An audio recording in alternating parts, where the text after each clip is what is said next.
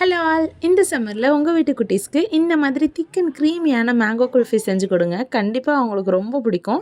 எப்படி ஈஸியாக செய்கிறதுன்னு பார்த்துடலாமா? இதுக்கு நான் ஒரு 1/2 லிட்டர் மில்க் இன்றைக்கி எடுத்திருக்கேன். நல்லா திக்கான மில்காக இருக்கட்டும். அதை நல்லா காய்ச்சி சுண்ட வைக்கணும்.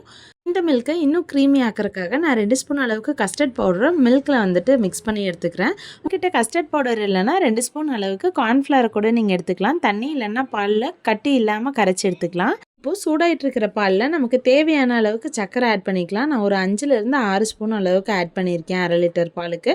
உங்களோட ஸ்வீட்னஸ்க்கு தகுந்த பால் நீங்கள் ஆட் பண்ணிக்கலாம். அது கூடயே நம்ம கரைச்சி வச்சுருந்த கஸ்டர்ட் பவுடரையும் போட்டு நல்லா கீழே கட்டி எதுவும் தட்டுப்படாமல் நல்லா கலக்கிட்டே இருக்கணும். கொஞ்சம் சுண்டுனதுக்கப்புறமா ஆஃப் பண்ணி ஆற வச்சுக்கலாம். இந்த கேப்பில் ஒரு பெரிய நல்ல பழுத்த மாம்பழத்தை நான் நல்லா தோல் சீவிட்டு இந்த மாதிரி பல்ப்பை மட்டும் கிரைண்ட் பண்ணி எடுத்துக்கிறேன். இதுலேயும் எந்த கட்டியும் இல்லாமல் எல்லாமே அரைப்பட்டுருச்சான்னு பார்த்துக்கோங்க. இப்போது நம்ம வச்சுருந்த கஸ்டர்ட் பவுடர் மில்க் மிக்ஸ் நல்லாவே ஆறிடுச்சு. அதை ஃபஸ்ட்டு ஒரு மிக்ஸி ஜாரில் போட்டு நல்லா பீட் பண்ணி எடுத்துக்கலாம்.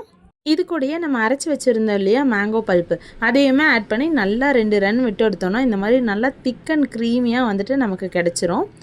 இப்போ ஒரு குல்ஃபி மோல்டு எடுத்துகிட்டு அதில் நம்ம இந்த திக்காக அடித்து வச்சுருந்த இந்த மேங்கோ மிக்ஸையும் ஆட் பண்ணிவிட்டு குல்ஃபியோட ஸ்டிக்ஸையும் போட்டு நான் ஓவர் நைட்டு ஃப்ரீஸ் பண்ணி எடுத்துக்கிறேன். நான் 6 to 8 ஹவர்ஸ்க்கு நல்லா ஃப்ரீஸ் பண்ணி எடுத்துட்டிங்கன்னா இந்த மாதிரி சூப்பராக செட் ஆகி கிடச்சிரும். அதை ரிமூவ் பண்ணுறதுக்கு முன்னாடி அந்த மோல்டை ஒரு 2 மினிட்ஸ் தண்ணியில் வச்சுட்டு ரிமூவ் பண்ணிங்கன்னா ரொம்பவே ஈஸியாக வரும். ரொம்பவே சூப்பராக இருக்கும். நீங்களும் ட்ரை பண்ணி பாருங்கள். நெக்ஸ்ட் வீடியோவில் பார்க்கலாம். பாய்.